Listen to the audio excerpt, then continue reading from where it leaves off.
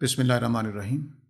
ہماری انفرادی اور قومی زندگی میں جن امراض کے ذریعے سے ہم لوگوں کے لیے، اپنے لیے اور اپنے اعمال نامے میں گناہ لکھواتے ہیں، ان میں سے ایک چیز مداہنت ہے۔ مداہنت کے معنی یہ ہوتے ہیں کہ ہم کسی کمزوری کی وجہ سے حق بات کا اقرار کرنے کی بجائے، حق بات کا اظہار کرنے کی بجائے پیچھے ہٹ جائیں اور سچائی کا ساتھ نہ دیں، بلکہ اپنے کسی خوف کی وجہ سے یا اپنے کسی دباؤ کی وجہ سے ہم غلط بات کا اعتراف کر لیں، غلط بات کا اظہار کر دیں، جھوٹی گواہی دے دیں، جھوٹی بات کہہ دیں، غلط بات کہہ دیں۔ یہ مداہنت ہوتی ہے۔ یہ ہمارے ہاں صرف ڈر کی وجہ سے نہیں ہوتی، بلکہ ایک وجہ لاڈ پیار ہو سکتا ہے، تعلق ہو سکتا ہے، محبت ہو سکتی ہے، نرمی ہو سکتی ہے، رافت ہو سکتی ہے۔ ان اسباب سے بھی ہم مداہنت برت جاتے ہیں۔ مثال کے طور پر ایک بات والد صاحب غلط کہہ رہے ہیں، تو اب میں مداہنت برت جاؤں گا کیونکہ والد صاحب، یا بیٹا ہے جس کا میں دل توڑنا نہیں چاہتا، اس کی وجہ سے مداہنت برت جاؤں گا، یا دفتر میں باس ہے جسے ڈر ہے کہ کہیں جاب نہ چلی جائے تو میں مداہنت برتنے لگ جاتا ہوں۔ تو یہ وہ جو چیزیں ہیں، اس کو ہمیں یہ ایک بڑا مرض ہے، اتنا بڑا مرض ہے کہ میرا خیال ہے کہ ہمارے بچپن کے زمانے کے مقابلے میں آج ایسے لوگ بالکل نظر نہیں آتے جو آپ کو ٹوک سکیں کہ نہیں یہ بات درست نہیں ہے، جو آپ کو روک سکیں کہ ایسا نہیں کہنا ہے یا ایسا نہیں کرنا ہے۔ یہ اتنا زیادہ ہو گیا ہے کہ اصلاح کا کوئی آدمی رہا ہی نہیں اصلاح کرنے والا۔ کوئی لوگوں کے درمیان میں ایسا شخص جو اصلاح کر سکتا ہو، بات سمجھا سکتا ہو، وہ ناپید ہوتے چلے جا رہے ہیں، اور جو موجود ہیں ان کو اتنا دباؤ ڈال دیا جاتا ہے کہ وہ بیچارے رک جاتے ہیں۔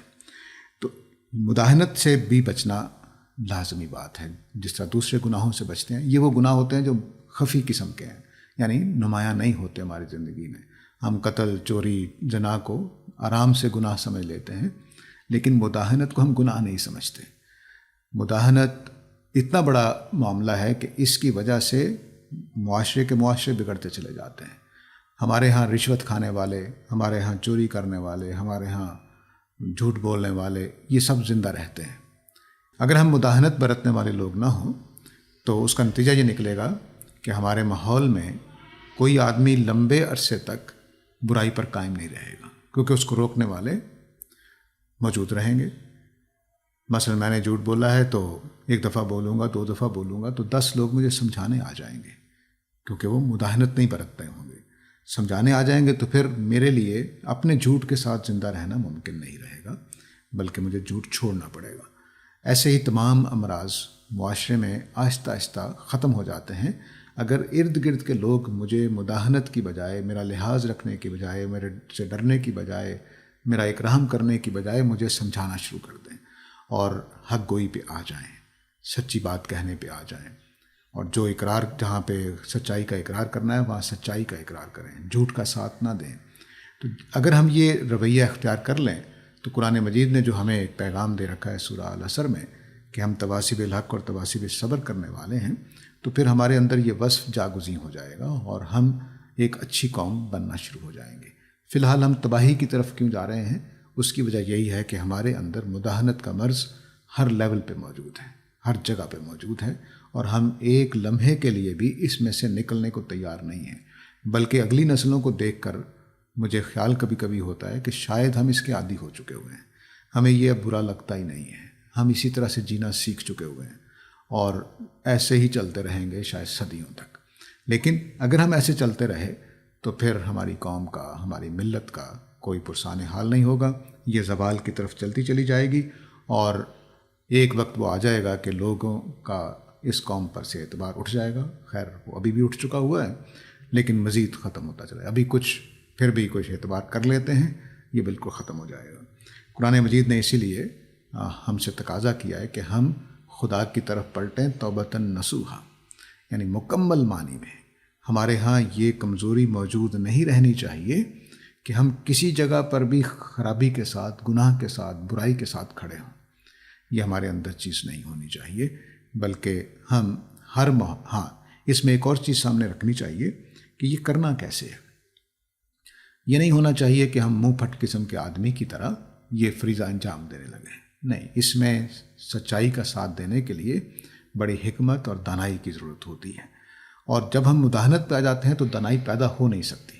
یعنی ہمیں جو نقصان ہوگا مداہنت کرنے والے کو وہ یہ ہوتا ہے کہ اس کے اندر مشکل حالات میں، چونکہ اس نے جھوٹ بول دینا ہے، اپنا دامن بچا کے نکل گیا، لیکن اگر ہم نے سچائی کا ساتھ دینا ہے تو پھر ہمارے اندر دانائی پیدا ہونا شروع ہو جاتی ہے کہ اس موقع کو میں کیسے سنبھالوں، یہ بڑا خطرناک موقع ہے لیکن میں نے حق کہنا ہے تو میں اس میں سے کیسے نکلوں، کس طرح سے معاملہ کروں کہ خرابی بھی پیدا نہ ہو لیکن حق کوئی بھی ہو جائے، بات کہنے کا جو موقع ہے میرے پاس وہ میں کہہ دوں۔ یہ جب ہم آدمی اس شکنجے میں کستا ہے تو یہ وہ بھٹی ہے جس سے پھر آدمی کندن بن کے نکلتا ہے، اور اس کے اندر وہ صلاحیتیں اجاگر ہونے لگ جاتی ہیں، وہ اوصاف پیدا ہونے شروع ہو جاتے ہیں کہ جو اس کو ایک حکیم اور دانا انسان بنا دیتی ہیں، اور اس کے وجود سے لوگ ڈرتے بھی ہیں اور اس کے وجود سے لوگ سیکھتے بھی ہیں۔ اگر مداہنت چھوڑ دے کوئی آدمی، اگر مداہنت پر رہے گا تو وہ کوئی مسئلہ ہی نہیں ہے۔ سب سے بڑی دانائی پھر یہی ہوتی ہے کہ جھوٹ کا ساتھ دے دو، جس کی طاقت ہے اس کے ساتھ کھڑے ہو جاؤ، جس کے روب ہے اس کی بات مان لو، جس کے ہاں نقصان کا ڈر ہے اس کے ساتھ چلے چلو۔ تو یہ مداہنت والا پھر آدمی حکمت والا آدمی نہیں ہوتا، دانائی والا آدمی نہیں ہوتا، سمجھدار انسان نہیں بنتا۔ سمجھدار وہ تبھی بنتا ہے کہ جب وہ مشکلات میں حق گوئی پر کھڑا رہنے والا ہو۔ حق گوئی کا یہ طریقہ کہ آدمی ہر جگہ ہر مجلس میں بس کھلے عام کہہ دے، یہ بھی قابل قبول ہو سکتا ہے، لیکن اس سے فاصلے بڑھتے ہیں، سننے والے اپنے آپ کو چھوٹا محسوس کرتے ہیں، جس کی وجہ سے پھر یہ آدمی بے وزن ہوتا چلا جاتا ہے۔ لوگ مجلس میں بیٹھے ہوں گے تو اس کے آتے ہی وہ مذاق اڑ جائے گا، یا وہ تو ایسے ہی کرتا ہے جی اس کی کیا بات ہے۔ یہ نہیں ہونا چاہیے۔ آدمی کو اپنے جو حق گوئی کا معاملہ ہے یا نصیحت کا معاملہ ہے وہ اس وقار کے ساتھ کرنا چاہیے، اس تحمل کے ساتھ کرنا چاہیے کہ لوگوں کو برا نہ لگے اور لوگ اس کے ساتھ الفت اور محبت محسوس کریں، احترام کرنے والے بنیں، تاکہ ایسا نہ ہو کہ سچائی کے ادا کرنے والے یا سچائی کو بیان کرنے والے یا سچائی کے ساتھ کھڑے ہونے والے افراد کی عزت احترام موجود نہ رہے۔ اس میں حضرت یوسف علیہ السلام کی زندگی سے ہمارے لیے ایک مثال بڑی اچھی ہے کہ وہ جیل میں گئے تو انہوں نے کوئی بات جاتے ہی شروع نہیں کی، بلکہ ان کے پاس دو لوگ سوال لے کر آ گئے۔ سوال کیا لے کر آ گئے کہ انہوں نے دیکھا کہ ایک بزرگ ہیں، اچھی شخصیت ہیں، نیک آدمی لگ رہے ہیں، تو انہوں نے ان سے کہا کہ ہم نے خواب دیکھا ہے، آپ ہمیں خواب کی تعبیر بتائیے۔ انہوں نے کیا کیا کہ خواب کی فوراً تعبیر نہیں بتائی، بتانے کو بتا سکتے تھے۔ انہوں نے کہا کہ اچھا جب کھانا آئے گا نا تمہارا تو اس سے پہلے میں تمہیں بتا دوں گا۔ اب جب انہوں نے خواب بتانا شروع کیا تو اپنا تعارف کرایا کہ میں ملت ابراہیمی میں سے ہوں، میں توحید کا قائل ہوں، میرا مذہب یہ ہے، ہمارے دین میں یہ نہیں ہوتا، یہ نہیں ہوتا۔ ٹھیک ہے، یہاں سے انہوں نے بات شروع کی اور پھر خواب کی تعبیر بتائی۔ اب خواب کی تعبیر جب پوری ہوئی تو وہ جو دین وہ بتایا تھا پہلے انہوں نے، تو ان لوگوں کے ذہن میں، ان قیدیوں کے ذہن میں اس دین کی بھی حقانیت قائم ہو گئی ہوگی۔ تو انہوں نے ایک ایسے آدمی کی طرح کلام نہیں کیا، ایسے آدمی کے جو نبی تھے، چاہتے تو شروع کر دیتے بات کو، لیکن انہوں نے بڑے سلیقے سے موقع دیکھ کر بات کی۔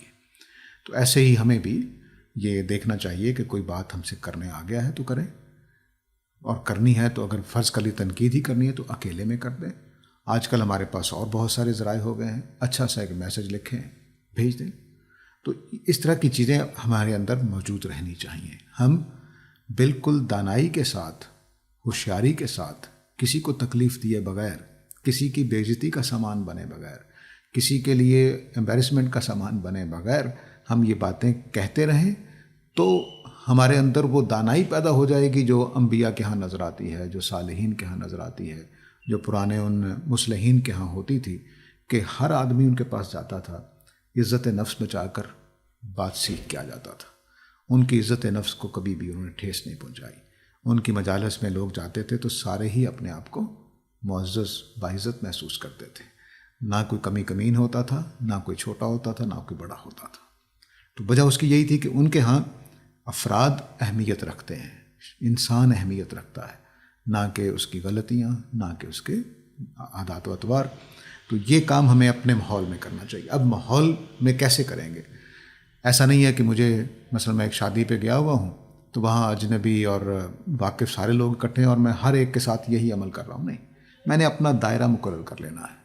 میرا گھر، میرے بیوی بچے، میرے بہن بھائی اور میرے قریبی دوست، دفتر کے کولیگز یا کسی جگہ بھی ہم اکٹھے کوئی دوستی یاری تعلق ہے، اس دائرے میں مجھے یہ کام کرنا ہے۔ اجنبیوں کے ساتھ میرا یہ کام نہیں ہے۔ ہاں، کبھی مثال کے طور پر کسی بس میں بیٹھے ہوئے ہیں، کوئی ایسی حرکت ہو جائے تو آپ جملہ ہلکا سا بول سکتے ہیں، لیکن میرا اپنا دائرہ جو ہے، اگر ہر آدمی اپنے اپنے دائرے میں کام کرنے لگ جائے تو بہت بڑے پیمانے پر ایک بہت بڑی تبدیلی آ سکتی ہے۔ تو مداہنت دراصل ایک گھن کی طرح ہے جو ہمارے وجود کو کھاتا چلا جا رہا ہے، اور ہم برائیوں پر اس لیے جری ہو گئے، برائیوں پر اس لیے ہمارے ہاں دباؤ پیدا ہو گیا، عادتیں بن گئی ہماری بری، جھوٹ ہمیں جھوٹ لگتا نہیں، چغلی ہمیں چغلی لگتی نہیں، رشوت ہمیں رشوت نہیں لگتی۔ کیوں؟ کیونکہ معاشرے میں مداہنت کی وجہ سے روکنے والے، سمجھانے والے موجود نہیں رہے، چنانچہ یہ بیماریاں ہماری عادت بن گئی، ہر برائی ہماری عادت بنتی چلی جا رہی ہے، سمجھانے والا کوئی نہیں ہے۔ تو مجھے اور آپ کو سب کو مداہنت چھوڑ کر سلیقے کے ساتھ بات کہنے والا بننا ہے۔ وآخر دعوانا الحمدللہ رب العالمین۔